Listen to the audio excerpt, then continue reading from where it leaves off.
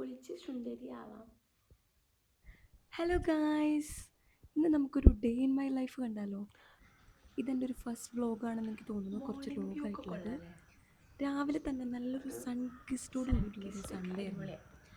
Sun kissed കണ്ടാൽ നമ്മൾ വെറുതെ വിടൂലല്ലോ. വാവ്, സൺകിസ്റ്റ്. നല്ലൊരു ഗെറ്റ് റെഡി വിത്ത് മീ ഒക്കെ എടുക്കണമെന്നുണ്ടായിരുന്നു, പക്ഷേ ടൈമിൻ്റെ കുറവ് കാരണം അതൊന്നും നടന്നില്ല.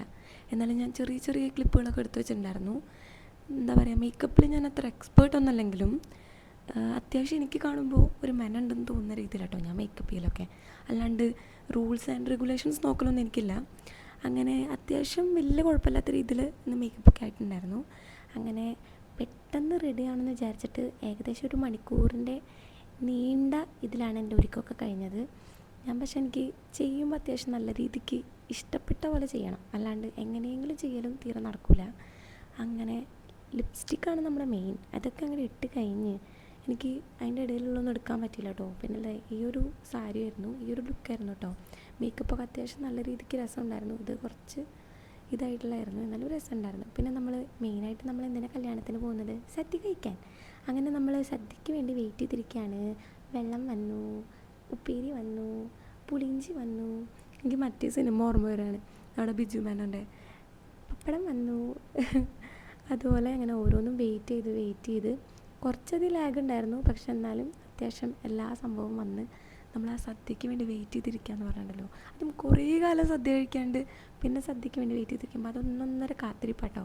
അങ്ങനെ ഫുഡൊക്കെ വന്നു കഴിഞ്ഞിട്ട് ഫസ്റ്റ് ബൈറ്റ് എടുക്കുമ്പോണ്ടല്ലോ, എൻ്റെ മോനെ അത് അടിപൊളിയായിരുന്നു കേട്ടോ.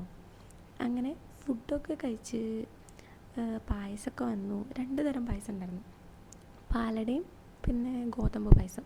ഞാനങ്ങനെ ഗോതമ്പ് അതുപോലെ ശർക്കരയൊക്കെ ഇട്ടിട്ടുള്ള എൻ്റെ അത്രയ്ക്ക് അങ്ങോട്ട് ഫാനല്ല.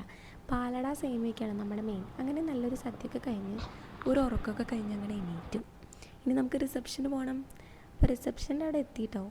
നിറയെ ആൾക്കാരൊക്കെ ഉണ്ടായിരുന്നു, നല്ല രസമുണ്ടായിരുന്നു കേട്ടോ കാണാനൊക്കെ. ബാക്ക്ഗ്രൗണ്ടിൽ മ്യൂസിക്കൊക്കെ ഉണ്ടായിരുന്നു. അങ്ങനെ ഞാനും 2 ചേച്ചിമാരും ഉണ്ടായിരുന്നു. നമ്മളെല്ലാവരും കൂടെ കുറച്ച് നേരമൊക്കെ അവിടെ ഇരുന്ന് പിന്നെ നമ്മൾ ഫുഡ് കഴിക്കാനായിട്ട് പോയി. പലതരം വെറൈറ്റി ഫുഡുകളൊക്കെ ഉണ്ടായിരുന്നു കേട്ടോ. ഡെസേർട്ടിൽ ഐസ്ക്രീം, പിന്നെ പലതരം ചായകളാണല്ലോ ഇപ്പോഴത്തെ മെയിൻ. അങ്ങനെ ചായകൾ, അങ്ങനെ നല്ല രസമായിരുന്നു. എനിക്ക് അതിൻ്റെ ഇടയിലൊന്നും വീഡിയോ എടുക്കാൻ പറ്റിയില്ല. അപ്പോൾ ഞാൻ വീട്ടിൽ വന്നിട്ട് എൻ്റെ ഒരു സാറ്റിസ്ഫാക്ഷൻ ഇതായിരുന്നു എൻ്റെ ഒരു ഔട്ട്ഫിറ്റ് കേട്ടോ. അപ്പോൾ അത്ര